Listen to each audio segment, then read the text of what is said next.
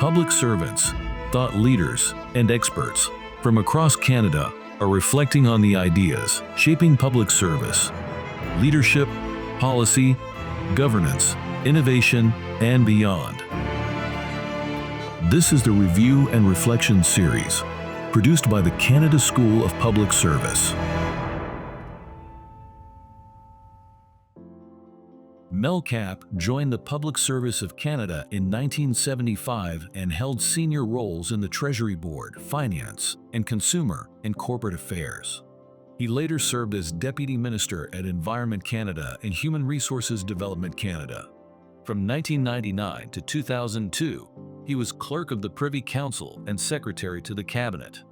He then served as Canadian High Commissioner to the UK and became President of the Institute for Research on Public Policy in 2006. I am here with Mr. Mel Cappe, who was a long-time Senior Deputy Minister in the Government of Canada. So we're going to explore a bunch of things around crisis and what to do in a crisis, and we're going to do that mostly through one big crisis, but maybe we'll talk about a few others. So before we start on the one big crisis, where were you born? I was born and raised, grew up in Toronto, was an undergraduate at University of Toronto, went to Western for my master's, came back to Toronto for my doctorate, which I never finished, and I'm very careful to not mislead people. What did you want to be when you grew up? That's interesting. I guess my parents didn't want me to be a public servant particularly. I went into a commerce program and left it to become an economist and studied economics, and I wanted to be an academic. And I mean, that wasn't something I had when I was a kid, but I had 2 job offers from mediocre universities that I won't name, and thought I could do better. And so I would come to Ottawa for a year. I negotiated with the Treasury Board Secretariat to get a year with 30 days to finish my dissertation.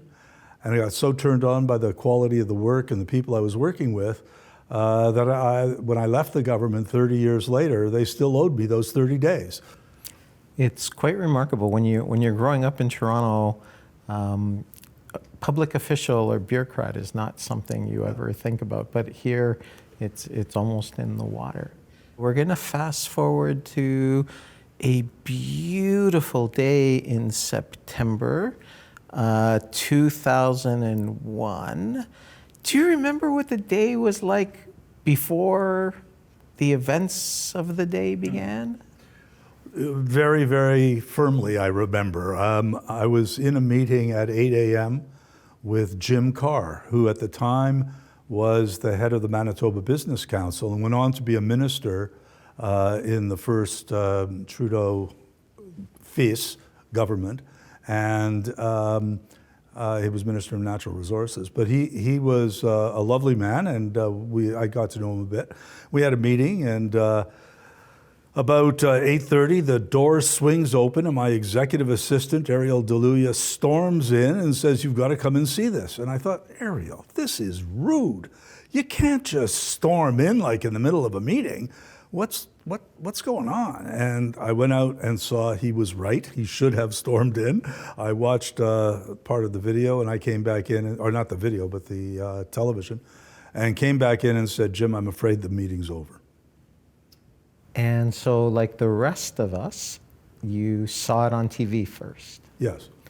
And tell the crowd what your job was that day.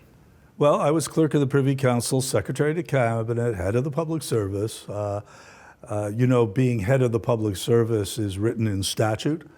Being Clerk of the Privy Council is cited in statute. And it turns out there are no authorities. And there's a big lever in the middle of the office, and you push it in the morning and you pull it in the afternoon. And it was, by the time I finished, I realized it was connected to nothing. So that's what my job was, but I realized that this was something of great moment. And as Clerk of the Privy Council, you are, for those who don't know these things, you are kind of the number one public servant in the federal government. You are the one who not only the other deputy ministers report to, but also you have a special relationship with the Prime Minister of Canada of the day. Tell us a little bit about what the relationship is like between a clerk and a Prime Minister. Right. I had an accountability to the full cabinet as Secretary to Cabinet, but I had an accountability directly to the Prime Minister as the Deputy Minister to the Prime Minister. And the Privy Council office acts as his department. That day, I knew the Prime Minister was having breakfast with Lorne Calvert, the then Premier of Saskatchewan, and I thought this was important enough that I better bother him. I phoned 24 Sussex, which at the time was the residence of the Prime Minister, and Bruce Hartley, his executive assistant, answered the phone. And I said, Bruce, I need to speak to the Prime Minister immediately. And Bruce knew that I didn't ever do that. And so he said, right away. And he brought the Prime Minister out. I told the Prime Minister what had happened. This is about 8:39 in the morning. We still hadn't seen the building collapse yet. And the PM was to have finished breakfast and then head out to Halifax to meet with the Premier of Nova Scotia. And I said, Prime Minister, I think it's really valuable for you to carry on and show that business as usual, go do that meeting. And the Prime Minister said, I think you're wrong, Mel. This is too big, I'm gonna stay here. He was right, I was wrong. And it's a good thing that he stayed in Ottawa. And so start walking us through at the first, what was kind of your initial reaction? Is it like, this is an accident? Well, the first plane into the building is an accident, maybe. By the time the second plane goes in, it's not an accident. And when the third plane hits the Pentagon, it's certainly not an accident. So, therefore, I immediately call a meeting of deputy ministers for 2 p.m. that day. And at first I was thinking, should I just get the Deputy Minister of National Defense, the Deputy Minister of Public Safety, et cetera, or is this going to touch everyone? And the answer was clear that it was going to touch everyone.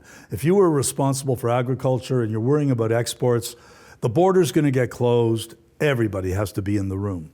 And so we had a full Deputy Ministers meeting at 2 p.m. that day. And tell us between kind of like 9 and 2, like, are you on the phone with the head of National Defense? Are you on the phone with the head of Transport Canada? Are you on the phone with the Deputy Minister of Foreign Affairs? So it's, remember that the House is not sitting, ministers are not in town. The Minister of National Defense and the Chief of Defense Staff are at a NATO meeting in Bulgaria, in Sofia. I go get the Vice Chief of Defense Staff to come to my office. And this is maybe 10 o'clock in the morning. And the VCDS, George MacDonald at the time, one of the lessons, Taki, is that you need the right person at the right time. And MacDonald was the right person. He had just come back from being the deputy commander of NORAD. So when you're going to close the airspace for all of North America, you want George MacDonald in your office. And he knows how to manage this stuff and what's going on in Cheyenne Mountain in NORAD headquarters. And so that was enormously valuable to have him there. So you're not only dealing with Canadians, though, presumably at this point. Our neighbors to the south are having a pretty amazing day in terms of what's going on, what do we do? Tell us a little bit about maybe a Canada-US interface. So remember that George W. Bush had been elected or taken office in January of 2001. Most of his nominees had not had Senate approval yet. The head of the Border Patrol, which was the Customs Service in the US, happened to be in Vancouver. He was stranded in Vancouver. And the head of Customs and Excise for Canada was stranded in the United States. And we've closed the airspace, so you're not getting back. This was part of the problem, having the right people in the right place at the right time. The FBI director had not yet been approved by Senate. So yes, we had a huge problem of this. These were not well-established relationships. Relationships are one of those key elements. If I think there's a lesson here, it's that we had our deputy minister community and the operational actors had very good interpersonal relations with each other, but they didn't have as good relations with the US, and we needed it. And when we sent, later on, we sent the director of CSIS and the commissioner of the RCM police to Washington, and they were to meet with the FBI and the head of CIA, and they had never met before. That's not a good thing. Now, at some point during the day, there started to be murmurs about, we think these people crossed in from Canada. People all of a sudden became experts on different languages and what they heard and what they didn't hear.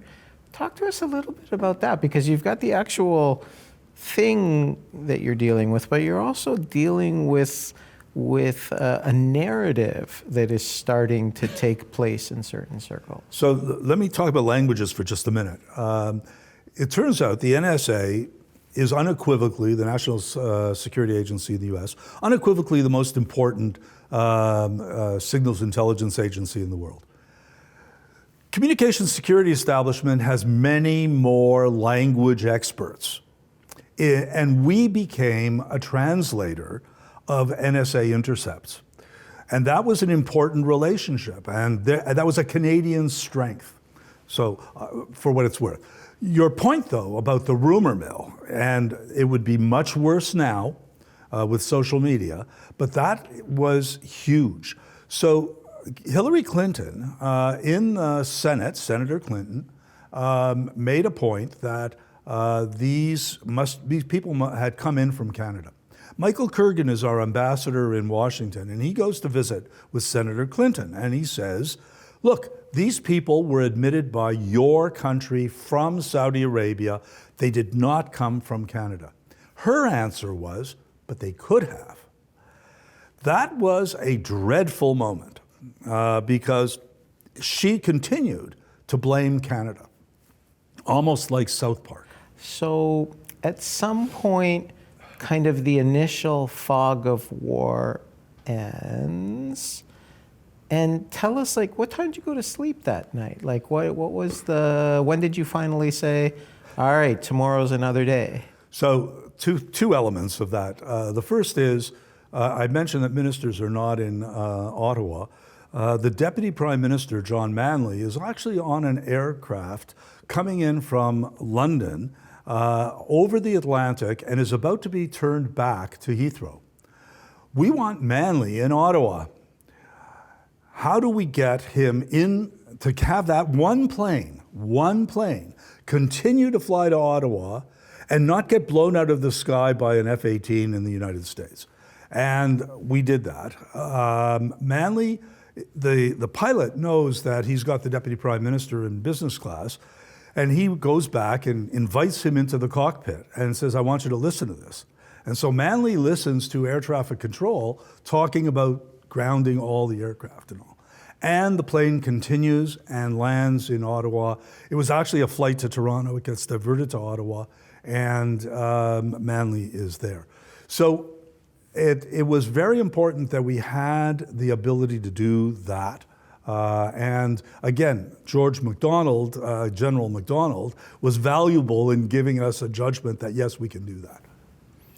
Now, you wake up the next day, kind of the September 11th is over, but there's a September 12th and onward dynamic to this. And maybe talk to us about what you remember about kind of the border closing. So I want to ramble a bit. The first is Alain Jolicoeur was the head of Customs and Excise, and was responsible for the border. The worst thing that ever happened to Canada, the Canadian economy, was a very little, small image in The Economist, which showed a line of lorries, trucks, backed up at the Canadian border, and the sign said, U.S. border 26 kilometers. If you're looking to invest in Canada for export to the United States, which may never happen again, as we are here after tariffs, but that was a very damaging image. Alain came in to brief deputies continuously for the next 2 or 3 months, having the wait times at every border crossing. And he didn't ordinarily have that, but he had to institute a new arrangement so that he could be informed where the borders were open and where the borders were backed up. So that was really, really important to have that kind of information, which we had not been able to get before. The other thing was trying to keep the border open when you've got to also put this in the context of Y2K. Preparation for 9/11, nobody plans for the World Trade Center to fall. But we had just finished planning for Y2K, and we were ready. We had a continuation of government program, a COG plan. I mean, when you've got an acronym, you know it's really important. So we had a COG plan, continuity of government, and we had run exercises to plan for crisis. That helped a huge amount. The Prime Minister, I go to 24 Sussex sometime in August, and the Prime Minister gets called out to take a call from the Chief of Defence Staff, and he comes back in the room and he says, I just gave the order to blow a plane out of the sky. I said, I know what that's about. This is the exercise. It's a live exercise. It lasted a week, and the CDS had to get the Prime Minister to give that order. And the PM had practiced that. At another moment, on that day of 9/11, KAL 85 is flying from Seoul to Anchorage and gets diverted to Whitehorse. And it says, it issues a hijack warning. So the question is, should we blow it out of the sky or not? And the answer is no, but landed at Whitehorse. I called the commissioner of the RCM police, and I've got McDonald with me, and we're explaining what's going on. I said, get your guys in Whitehorse to saddle up and get out to the airport. And he says, Mel, we have an emergency response team in Whitehorse. That's great. This is all planned. They've exercised this. Don't underestimate the value of exercise and planning, even though that plan will never have to be exercised. But you'll be prepared for the unexpected. So number one is the border. Talk to us a little bit, our American cousins, neighbors, started getting very concerned about security, started getting very concerned about, bad actors. And we also had those conversations here too, like changes to the criminal code, changes to potentially, or at least debates about, where do rights end and where do security considerations begin. So talk to us a little bit about that. So in the aftermath, we forget Benny Norris, Ahmed Rassam. That's one person, and he was intercepted at the BC-Washington border, and he was a terrorist going to blow up LAX. And just a wise, smart border officer for the U.S. Didn't like the sweat on his brow and took him aside and found the explosives in his car. The Americans wanted to close the border. What we wanted to do was assure the border. So I had been advocating long before 9/11, as had my predecessor, Jocelyn Bourgon, an international committee of cabinet. Prime Minister said, I'm the international committee of cabinet. And what we did was, this event convinced him that he needed an international committee of cabinet. and he asked the Deputy Prime Minister, John Manley, to chair it. Pardon me. And so Manley chairs that and introduces the whole idea of a smart border. And can we assure the Americans, and by the way, in the process, facilitate trade between Canada and the US by smoothing transfers where you pre-clear people. So I carry a Nexus card, and that's the result of 9/11. And it is that smart border that helped us figure that out. Now, you mentioned Deputy Prime Minister Manley. So when did Minister Manley become kind of the counterpart to Homeland Security as Homeland Security? Well, because he chaired the committee, okay, he was the major domo who was looking after all of this. And indeed, what he did was, and you raised the issue of rights, he chaired the committee. So remember, 9/11 happens. October 7th is when the United States and Canada are active in Afghanistan. What happens through that period is the preparation of the Anti-Terrorism Act. And it took 1 month. The bill was tabled October 15th, 1 month to prepare the Anti-Terrorism Act. The bill was passed and given royal assent on December 15th. It's extraordinary how fast that went. And did we make mistakes? Would be your next question, I hope. And the answer is not very many. And the reason was Morris Rosenberg was the Deputy Attorney General and John Sims was the Associate. Anne McClellan was the minister. Her job was, as a member of that committee, was to ensure that rights were going to be protected. And the only officials sitting at the table in the Cabinet Committee, the clerk has a little table in the corner. I sat at my table. Dick Fadden, who went on to be Director of CSIS and National Security Advisor, was the coordinator of Security and Intelligence, and sitting next to Manley.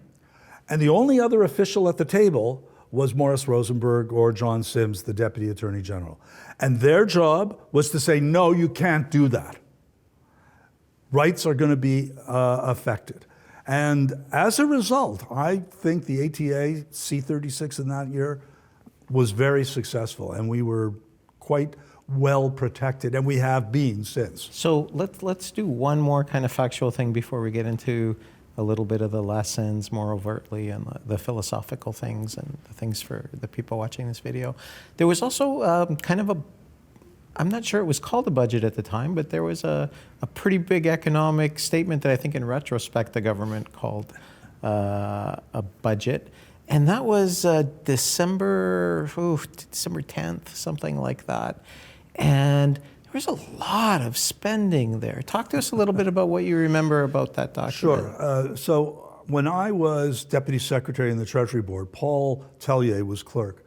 And Paul had this line that he gave to deputy ministers. You all have in your bottom drawers your ideas about what the government should do.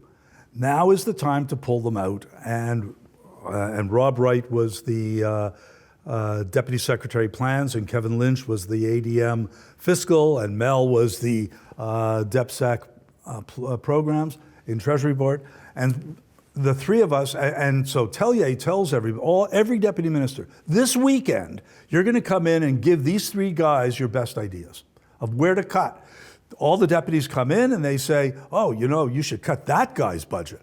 And it was always telling another department's budget. Anyway, but I remember Paul's line, you have these ideas in the bottom drawer.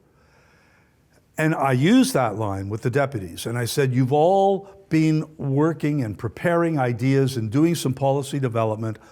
This is the opportunity to get stuff done. And everybody pulled that out. Dick Fadden became the coordinator, became the developer of this, and working very closely, obviously, with finance. It was going to be a budget item. And so finance and PCO and Treasury Board pulled together a very comprehensive security budget. There were two objectives.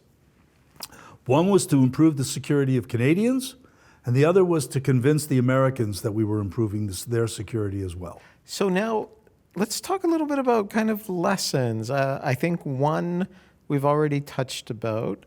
In a crisis, it's really important kind of to be prepared before the crisis. What are some other kind of things that you've learned over your time? Because I'm sure this was the biggest one, but you've probably dealt with a multiplicity of crisis as a clerk and as a senior deputy minister. So I would say another one of those lessons, if you will, is finding the right people and getting the right people in the right job at the right time. And so that's why, and I've prepared some notes and I'm going to go back through them. One of the consequences of 9/11 was Islamophobia became a very big issue. And what we needed to do was valoriser, comme on dit en français, the existence of Islamic Canadians, distinguished from a few people who happened to be Islamic and they were terrorists. And there was a lot of work being done by CSIS already with community involvement. And that was, again, having established those relationships, they could go and press on them, and that was important. I've mentioned the promoting investment and how you do that, and I think that has been important. How do you prepare for a disaster is, we've talked about the planning that's required. We've talked about the personal relationships. I mean, I think that really is important, but as you note, you have to have those relationships before. You can't establish them during the crisis. The other thing I would say is that process matters. And I know that this is one of those issues that I think is, I could minimize the importance of my job by saying I was the chief donut and coffee person for the government of Canada, because all I was interested in was process. Or I could tell you that it actually mattered. And I'm going to tell you it actually matters. Well, that's really interesting, because I think a lot of people intuitively say, well, it's a crisis. You throw away process. That's the exact opposite of what you're saying. So, au contraire, I think really what's important is that you respect the process, that you've got process for a purpose. I mentioned the 2 p.m. meeting of deputy ministers. It could, as I said, I agonized about whether to keep it to 4 or 5 people. It would be easier, but I needed everybody to be in the loop. They all needed to know. So, and they were going to deal with their ministers, and their ministers needed to know. So, process was to involve everyone. The continuity of government plan. Everybody knew what their job was and what to do about their job. That wasn't the case in the United States. There's this famous image of Andrew Card, the chief of staff to President Bush, going and whispering in his ear when he's reading to these kids. Andy Card didn't have process. He didn't have, and I'd spoken to him about this at one point, but he didn't have the phone list of all the people responsible for all the jobs that were going to be impacted. I'm just going to pause here for a moment, because a lot of people are surprised when we point this out. There is no counterpart to Clerk of the Privy Council in the United States. No, that's true. So in Canada, I would say there are two jobs that carry out that job of the Chief of Staff, and that is the Clerk and the Chief of Staff to the Prime Minister. And in my day, we had a daily meeting en trois. It was the Prime Minister sitting behind his desk. I've got this in a picture that is in a book that's been published of this, showing me and Jean Pelletier, then the Secretary of Cabinet. I'm the Secretary of Cabinet. Then the Chief of Staff to the Prime Minister, basically on the other side of the desk. And we met every day for a half hour. And at one point I would go to Jean and say, when I first became clerk, I said, here are the issues I'm going to raise. And Jean would say, no, Mel, you don't tell me what you're going to raise. I'm not going to tell you what I'm going to raise, but you should feel free to intervene on those issues. And I'm going to feel free to intervene on yours. That process established a working relationship that was enormously valuable and helpful. So on 9/11, I didn't have to go through Jean Pelletier to get to the Prime Minister. Prime Minister takes my calls. On the other hand, I needed to keep him and his staff informed so that they weren't going to go off on a tangent somewhere. That has become more important, of course, in the current environment with PMOs that are more powerful. And it seems to me that your position or your former position is kind of like at the nexus of a whole bunch of things. The political side interface, cabinet, deputy ministers, kind of the military, the civilian side, justice, economics. So if you could maybe kind of close us off with, are you kind of happy / proud of the way the system kind of responded to 9/11? And if there are any things that you could recommend to people, unfortunately, we will face other disasters, emergencies, whether they're climate-based or man-based or actorless. Maybe give us a little bit of wisdom on how the system either works or could get better or both. Well, look, I've been out of government for 20 plus years, so far be it from me to give a judgment on the current status. However, that wouldn't stop me. I think I was very proud of how the system worked. I was proud of the community. I was proud of how ministers operated. The professionalism of the Canadian public service is an enormous asset to the country, which we take for granted, totally take for granted. As I mentioned, the US system hadn't yet come to an equilibrium because they hadn't approved the director of the FBI at the moment when you need them. We had that. And the professionalism and the nonpartisan nature of the federal public service is a huge asset to the country. And people know their job. They have been in the system by and large for a long time or for a period. They've learned what their jobs are and they know what to do. So I think we are served very well by our Canadian public service. Can it be improved? Of course. There are always going to be opportunities to make it better, but by and large, we're starting from a high level. Mel Cappe, retired Clerk of the Privy Council, Secretary to Cabinet, and amongst other things, Senior Deputy Minister in a plethora of departments. Thank you for taking the time today to talk to us about a big crisis in Canadian history and not only how we dealt with it, but maybe how any lessons we can take away going forward from it. Thank you so much. Terrific. Thank you.